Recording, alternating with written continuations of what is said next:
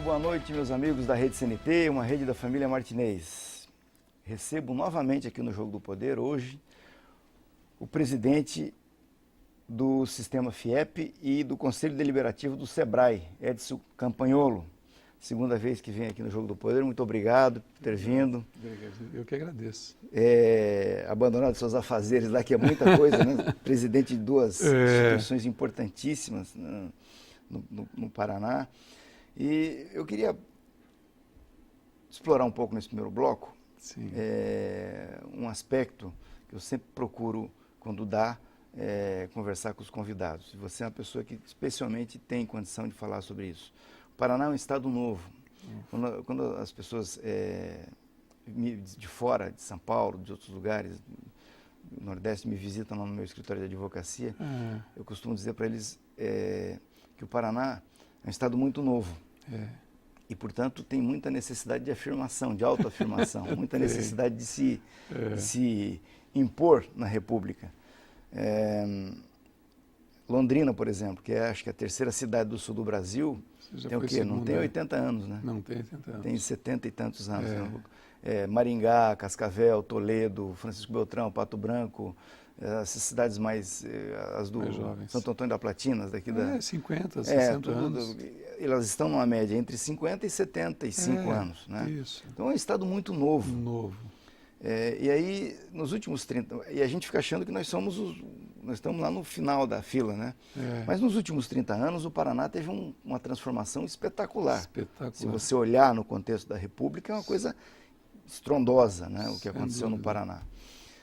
Como é que está o Paraná hoje, Edson, frente ao PIB nacional, a importância da indústria paranaense, do agronegócio, nós sabemos que é fantástico, né? Como é que está posicionado ele na República e em relação aos nossos dois vizinhos aqui do Sul, Santa Catarina e São Paulo? Bom, primeiramente dizer que quando você fez a abertura da família Martinez, eu diria que justamente a CNT é da família paranaense, né? Porque é a única rede que nasceu aqui e está alcançando as fronteiras aí de outros estados, e a gente fica muito feliz de estar percebendo que isso é um movimento que lá atrás aconteceu, alguns percalços no caminho, mas diante de tantas crises vocês continuam aí crescendo no mercado nacional. Mas é verdade, a Quinta Comarca realmente ela conseguiu se superar. Ela ainda tem algumas questões que você falou de identidade, e isso realmente é o que acontece, porque quando você citou Londrina, Londrina tem uma forte exposição muito ligado ao estado de São Paulo, que não é diferente de Maringá. Mas quando você cai aqui já vindo para o oeste, sudoeste, até Guarapuava, porque tem os gaúchos de Guarapuava, né? Então esse contexto, essa influência do sul, ela pegou aqui mais essa parte de que o oeste sudoeste. Dias atrás, o Santos jogou duas vezes. Jogou em Londrina pela Copa Brasil, lotou o estádio.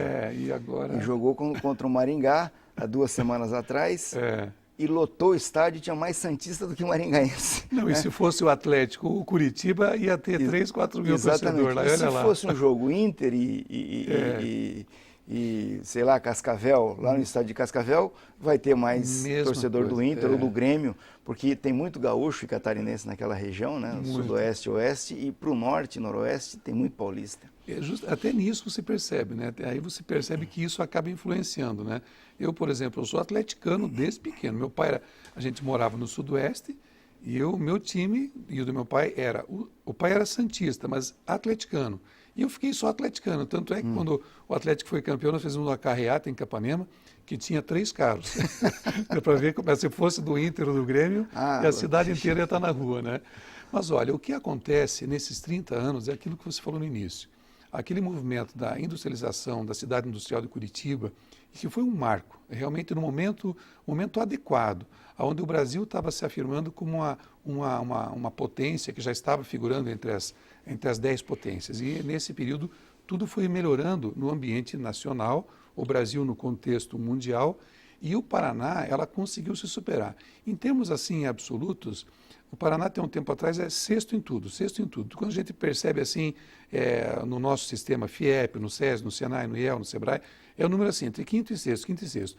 Mas nos últimos 10 anos, houve uma elevação. Tanto é que no PIB, nós já devemos estar quase alcançando, se não quase passando, o Rio Grande do Sul, indo para quarto. Mas no PIB industrial, nós já somos o quarto. E nós, enquanto um sistema FIEP, sistema industrial, nós somos o primeiro em produção. Quer dizer, o Senai do Paraná, o Sebrae do Paraná, o sistema FIEP, ele tem essa contextualização que ela está melhorando a sua participação e quando a gente fala assim que ele é o primeiro, na produção. Mas na arrecadação a gente continua ali, quarto, quinto e sexto. Mas as boas notícias, inclusive eu acho que até em alguns jornais dessa semana, está mostrando que a crise que está acontecendo no Paraná, especialmente na região metropolitana de Curitiba, ela não está acontecendo no interior. Tanto é que o interior está conseguindo superar em gerações de emprego como Cascavel, Londrina, Maringá, entre outras cidades. Essa é a boa notícia, talvez porque existe uma tradição empreendedora nesses lugares que a gente acabou de citar. Agora, isso também tem muito a ver com a ação histórica, não é de hoje, de segmentos da sociedade, como a FIEP, o SEBRAE, os congêneres da agroindústria, FAEP, né? As cooperativas, as associações comerciais, isso, que no Paraná tem uma capilaridade enorme, que passam, emprestaram para o paranaense, aportaram uma capacitação extraordinária. Né? É verdade. Inclusive, o SEBRAE, ele tem é importante falar que eu já falei SEBRAE, eu falei FIEP, né? O SEBRAE é uma casa independente, né? Sim. E o sistema FIEP, ele é a FIEP, o SESI, Senai e EL. Então, eu sou um presidente eleito da FIEP e o SEBRAE, ele é uma instituição que ela é independente, mas que a cada 4 anos, uma das entidades do setor produtivo, ela tem um ciclo de alternância. Então, eu recém fui eleito, então eu ocupo as duas pastas. Nós somos casas separadas. Mas o SEBRAE teve uma participação importantíssima nessa questão do micro, do pequeno, alcançando até o médio negócio. Porque o SEBRAE, ele tem uma maneira, uma abordagem que é muito peculiar. E isso aconteceu em todo o Brasil, mas aqui no Paraná ela floresceu com mais intensidade. Porque dá para dizer que das 213, eu acho que 215 associações, eu acho que 240 associações comerciais que tem no Paraná, com certeza o SEBRAE ela teve um papel fundamental naquela aproximação, porque quando a gente fala de alguém iniciar um novo negócio, já vem na cabeça, é o SEBRAE. Uma vez você tinha que ir no SEBRAE onde tinha um escritório. Nós temos 6 regionais hoje pelo SEBRAE e 12 escritórios.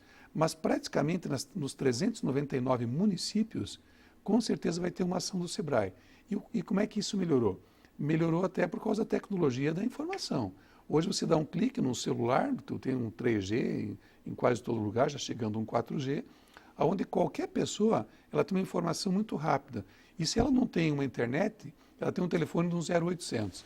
Então, eu acho que cada um fazendo um pouco dá esse contexto desse Paraná diferente que nós estamos apreciando. E, felizmente, apesar de uma crise que está, porém, em 2015, o Paraná ainda tem feito a diferença e, com certeza, quando melhorar esse ambiente, o Paraná está em condições de... Criou as bases para isso. Né? Mas foi, acho que mais quando você citou outras congêneres, veja o que é uma FAEP. Poxa, um Estado que era essencialmente primeiro extrativista, lá atrás, né? Depois ele passou a ser agrícola e depois ele passou a industrial. E nessa industrialização, as cooperativas tiveram um papel fundamental, junto com o sistema indústria composto pela uma FIEP. E aí entra a FACIAP, que são associações comerciais, entra uma capilaridade da FEComércio, enfim, eu acho que nós estamos nesse movimento, cada um assentando um tijolo, a gente com certeza vai ter uma boa construção para frente. Vamos a um brevíssimo intervalo e voltamos em seguida para a sequência do bate-papo com Edson Campagnolo, presidente da FIEP e do Conselho do SEBRAE, no estado do Paraná. Daqui a pouquinho, depois dos comerciais. Voltamos aos estudos da Rede CNT para a sequência do bate-papo hoje com o presidente da FIEP e do Conselho do SEBRAE, Edson Campagnolo. Bom, o Paraná, então, hoje tem uma presença, tem uma importância muito maior do que tinha há 30 anos atrás, no contexto do Brasil e do Sul. Qual é a perspectiva que nós podemos ter em relação ao futuro? Eu conversei aqui com muita gente sobre a questão da infraestrutura, Isso é um tema. que é uma coisa que ainda falta muito no Paraná. Muito, é incompreensível como até hoje o governo do Paraná não conseguiu se mobilizar para fazer a terceira pista do aeroporto Afonso Pena, a questão da ligação ferroviária, né, o acesso ao Porto de Paranaguá, Também. A malha rodoviária, enfim, o que nós podemos esperar para o futuro? Olha, o que nos preocupa é justamente essa questão da infraestrutura. Mas o Paraná, eu acho que ela não é o único estado da federação que passa por essas dificuldades. Compartilhando com uma pessoa, essa semana eu estava em Londrina, fui participar de um evento lá, e estávamos falando sobre a BR-163, aquela Cuiabá-Santarém. É que eu estive no Mato Grosso, morei no Mato Grosso em 78, depois voltei em 84, e naquele tempo já tinha a tal da Cuiabá-Santarém. Então, até hoje ela não está pronta. Quer dizer que os problemas que nós temos aqui no estado do Paraná talvez não seja diferente de outros, com exceção, sem dúvida alguma, do estado de São Paulo. São Paulo conseguiu ter uma malha rodoviária, ferroviária, tem portos, tem hidrovias, quer dizer, é um estado diferenciado. Mas nós ainda estamos nessas dificuldades. E não é por falta de interesse da sociedade organizada, inclusive o próprio sistema FIEP, junto com essas outras entidades, nós temos trabalhado fortemente no sentido de conseguir atrair, primeiro, dentro do PAC 123, que é o Programa de Aceleração dos Investimentos em Infraestrutura, mas que, infelizmente, eu tenho que fazer aqui o meu lamento. A gente percebe que tanto a União quanto os estados, eles parece que não priorizam ou não conseguem deslanchar na questão de investimentos e infraestrutura. Apesar disso tudo, ainda aquilo que a gente acabou de falar ali atrás, ainda não está tão ruim. Por quê? É a força do empreendedor.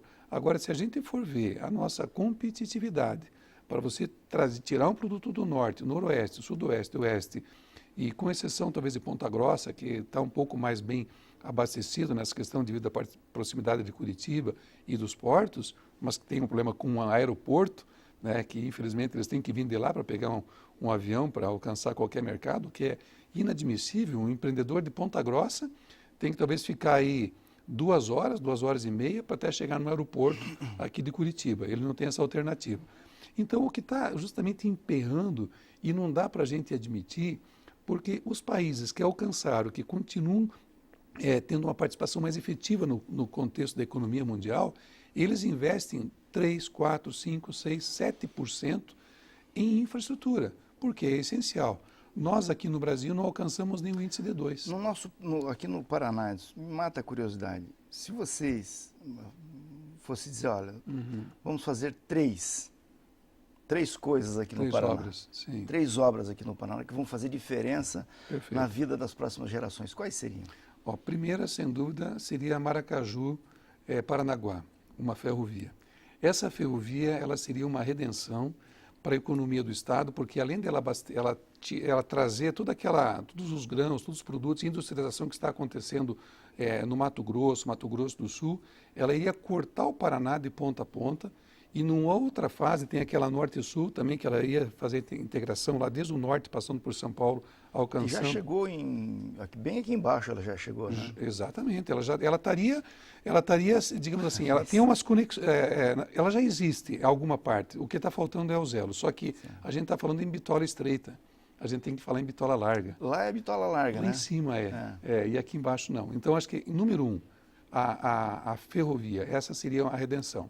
A número 2, ela seria a questão do anel de integração e as duplicações. As duplicações que foram prometidas lá atrás, privatização.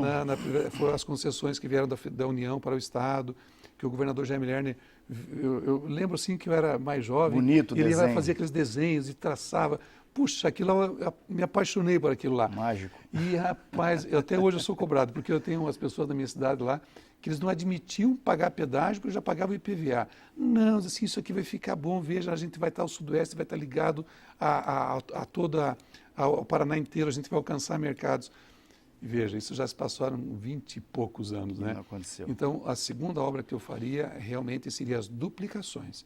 E só falta 6 anos para vencer a concessão dessas empresas que foram pedagiadas. quem sabe, num outro modelo, num novo modelo, a gente consiga Em relação a isso, tem que vamos dizer assim, elogiar a conduta da presidente Dilma, que não aceitou sequer aventar a hipótese de prorrogar as concessões aqui do Paraná. Então, acho que isso é algo que tem que ser dialogado com a sociedade organizada, porque tem movimentos de querer já justamente renovar essas concessões, ou seja, prorrogar, o que é um equívoco. Temos que discutir. Quem sabe se no novo modelo, essas empresas que estão aqui, elas puderem concorrer, participar, lógico. Ótimo, isso nada impede. Mas a posição nesse da modelo presidente Dilma foi tão firme em relação a isso, não aceitou conversar, nem conversar sobre o assunto. Eu acho difícil disso acontecer, né? Mas enfim, eu acho que a sociedade vai ter que organizar. Lógico, claro. Política agora, sempre... A gente não sabe, né? Dizer assim, que em política até elefante voa, né? O jumbo, né? O dumbo, né? O dumbo. Mas a terceira obra que já você me questionou seria a questão de gás. Hoje, se nós tivéssemos talvez no terminal de Paranaguá, um terminal de gás que pudesse chegar por navio e que nós conseguíssemos, depois de interligar o estado do Paraná com o que o gás alcançasse todos os lugares, porque é uma das moléculas mais baratas e quando a gente está enfrentando crise de energia, como essa que a gente está passando, que não dá para admitir, a gente tem a energia mais cara do mundo, energia hidrelétrica. E esse gasoduto que passa aqui pelo Paraná, que vem da Bolívia, certo. Isso não resolve o nosso problema? Não, porque na verdade ele vem da Bolívia, ele vai até o Rio Grande do Sul. Então ele tem um compromisso, tem um contrato com a Bolívia, um percentual que ela vem para cá e tem que abastecer inclusive o mercado do Rio Grande do Sul. Só que uma boa parte dela vai para abastecer aquela termo que tem aqui em Araucária. Mas o volume de gás que é necessário hoje para os 3 estados do Sul é no mínimo, digamos assim, teria que triplicar esse abastecimento. Só que o investimento para fazer, novamente, em infraestrutura, ele é caro. Então, talvez a melhor alternativa para nós seria você ter um terminal de gás ou em Antonina ou em Paranaguá. Gás que vem por navio. Que vem por navio e daí podemos até imaginar de ter uma termoelétrica ali embaixo, no litoral, que ela também iria abastecer não só ali, ela podia ser interligada na rede nacional, que isso acho que uma coisa que avançou muito no Brasil é a interligação da questão das transmissões de energia elétrica. Sim. Essa é algo que tem que ser registrado, que aconteceu, que deu até mais segurança. A gente podia estar em risco de apagão. Mas se nós tivéssemos essas 3 obras acontecendo, nossa, é um outro Paraná. Não tenho dúvidas que seria um horizonte diferente para as próximas gerações. Tá, você falou aí do rodoviário, ferroviário e o gás. E o gás. Em matéria de aeroviário? Pois você só me pediu 3, né? Então eu tive que escolher as que eram a terceira pista, na verdade a gente fala terceira pista, mas é a segunda pista, né? Porque nós temos 2 pistas, mas elas são pistas conectadas, elas não operam separadamente. Elas são alternativas dependendo da questão do vento e do tempo, né? Mas a segunda pista, foi uma das primeiras reuniões que eu participei quando eu assumi a FIEP, porque isso estava num programa do governo federal junto com o governo do Paraná. E com relação ao Infraero, ela e a ANAC, ela estava, digamos, tinha o desenho, tinha o projeto. Aonde que esbarrou? Nas desapropriações. Então, o governo federal não tinha recurso, ou não estava dentro do PAC, recursos para desapropriar. Então, dependeria que o Estado do Paraná desapropriasse e aí tinha recurso dentro do orçamento da União para fazer a pista. Mas dá para dizer que talvez os valores eram muito parecidos entre desapropriação e mais a construção. Mas se acontecesse aqui em São José dos Pinhais, com o aeroporto de Curitiba, essa segunda ou terceira pista, e ela com uma pista longa que podia beneficiar inclusive transporte de carga. Um aeroporto na região dos Campos Gerais, que inclusive tem 2 ou 3 projetos que estão em andamento por ali. E os aeroportos regionais, eu vim ontem inclusive de Londrina, para mim é até uma novidade. Eu nunca tinha visto um finger térreo, porque a gente está acostumado a ver os finger. Em Porto Alegre tem. Tem, eu não conheço. Tem lá. Então, aqui em Curitiba a gente tem os finger que ficam elevados, né? Alcançam na porta. E lá em Londrina está sendo construído, acho que vai mais talvez uns 15 dias, nem isso, vai ter um finger térreo. Sim. Então a gente percebe que os investimentos ali em Londrina, não está com a velocidade, mas estão acontecendo. Maringá conseguiu uma belíssima cooperação com uma empresa aérea que é a Gol. Então, ali hoje eles estão hiper bem servidos. Você sai de Maringá para qualquer lugar do Brasil, você pode sair de manhã e voltar para dormir em casa fazendo negócio no Brasil inteiro. Então, Maringá conseguiu fazer a diferença. O Oeste é um pouquinho mais complicado. Foz do Iguaçu, a questão do turismo, acho que ali está bem atendido. Já em Cascavel e Toledo, a briga, infelizmente, o bairrismo das duas cidades... Tem que for, bem no meio. Então, esse era o projeto ideal, mas o bairrismo falou mais alto, daí Cascavel conseguiu melhorar, acho que com o governo anterior, conseguiu melhorar a pista, alguns investimentos do governo federal. Aí tem lá um aeroporto em condições razoáveis, porque a pista está construída onde o vento lateral impede a operação em vários períodos do ano, mas parece que tem um projeto ali que esse aeroporto já está nesse programa dos aeroportos regionais, entre Toledo e Cascavel, que talvez seja a melhor solução. O Sudoeste, novamente, o bairrismo acaba atrasando o desenvolvimento das duas cidades. Beltrão tem e quer ampliar o seu aeroporto, Pato Branco tem e quer ampliar o seu aeroporto. Nós, pela FIEP, eu fiz questão de procurar os dois prefeitos, que tem um projeto muito interessante. Se nós pegássemos os dois orçamentos dos dois aeroportos de ampliação e construíssemos um aeroporto no meio, na região de Renascença, aí a gente podia imaginar um desenvolvimento regional mais intenso.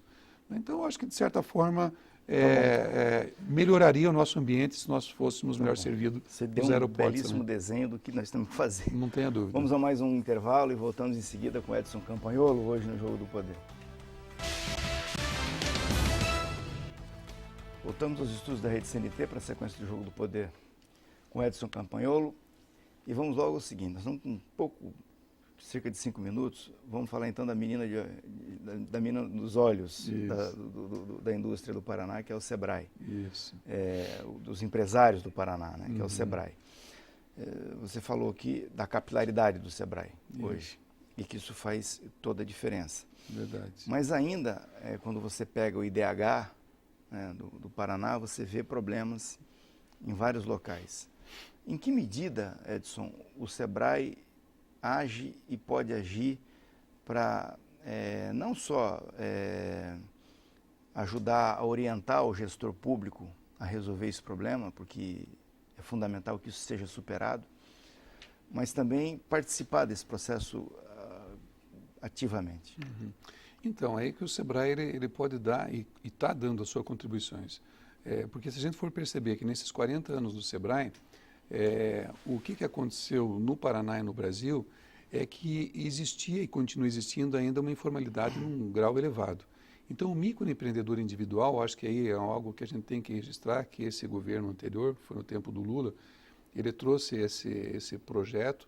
O Afif Domingos, ele encampou há muito tempo com o Afif Domingos, quando já foi candidato à presidência da República lá atrás. 90. Ele defendia a questão dos pequenos e dos micronegócios. E se a gente for perceber o que aconteceu na Itália, o que aconteceu na Alemanha, o que aconteceu na Coreia, mesmo no Japão, foram os pequenos negócios que alcançaram, que foram subindo, evoluindo e que se tornaram pequenas e médias empresas. Porque não vamos imaginar que numa economia globalizada, só as grandes empresas elas dominam, não tenha dúvidas disso, mas abaixo dela tem vários apêndices que a média, a pequena e a microempresa, ela entra nesse contexto.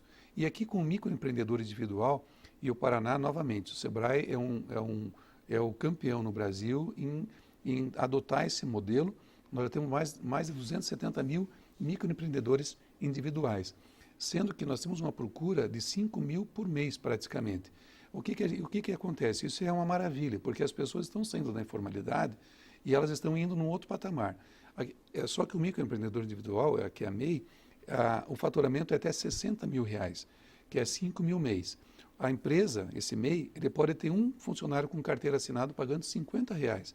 Quer dizer, é um estímulo para que aquela pessoa que estava na informalidade, um cabeleireiro, pipoqueiro, vendedor de churros, de cachorro-quente, eletricista, pedreiro, ele acaba vindo para a formalidade, ele acaba saindo daquela nuvem que ele estava antes e ele entra num outro modelo. E quando ele está nesse MEI, que ele já chegou no teto dos 60 mil, ele já pode ir para uma microempresa. a gente está falando de 360 mil reais por mês. E essa é a maravilha da formalidade da economia. Então, esse é o ponto positivo e qualquer um dos municípios do Paraná tem acesso, que nem você falou, é um suporte para os gestores municipais, perceber que dentro de um cluster, ele pode desenvolver, que seria um arranjo produtivo local, ele pode desenvolver um negócio que, vamos pegar Terra Roxa, que é a moda bebê do estado do Paraná. Pode ter uma pequena empresa, e aí tem 1, 2, 3, 5, 100, 200, pode chegar a 500, e elas começam a movimentar a economia e elas acabam alcançando os mercados. Então, eu acho que esses exemplos é que podem nos dar... Cianorte também. Cianorte, Pato Branco com TI, Lácteos no oeste, no sudoeste do Paraná. Ou seja, são essas oportunidades que nos dão uma esperança de que o dia de amanhã do Paraná vai ser um pouco melhor em relação aos outros estados, devido justamente a essa capilaridade da integração do Sistema S aqui no estado do Paraná, onde o SEBRAE talvez seja uma dessas engrenagens que fazem parte, que gira essa economia. Você me disse que o SEBRAE tem uma quantidade de escritórios? São 6 regionais e 12 escritórios. Qual é a diferença das regionais para os escritórios? Ela se concentra, digamos, ela pega toda uma região. Certo. E aí uma determinada cidade, que ela é um polo... mais importante? Então são as 6 regiões mais importantes, depois essas 12 numa segunda, mas aí nós temos as nossas unidades de atendimento, os nossos postos de atendimento, que é sempre em parceria ou com a FIEP, FAEP, ou pode ser com a FEComércio, ou pode ser com a prefeitura local. Então, ela acaba tendo outros postos de atendimento numa capilaridade muito integrada. E vamos imaginar, vou dar um exemplo da minha cidade. Capanema tem um posto de atendimento, mas ela é subordinada a um escritório regional que fica em Pato Branco. E Pato Branco a Curitiba. Então, qualquer necessidade que precisar de um curso, de um treinamento, que seja pontual e específico, a demanda vem de lá, chega aqui, pode ir para o nacional e a gente atende em qualquer um dos 399 postos do estado. Edson, muito obrigado por você ter vindo aqui. Eu que agradeço. Espero voltar. Com certeza, absoluta. Vou voltar daqui a pouquinho. E vocês estiveram conosco até agora, muitíssimo obrigado. Vamos conversando durante a semana pelo www.jogodopoderparaná.com.br e no próximo domingo eu estou de volta aqui para mais um Jogo do Poder. Uma grande semana a todos.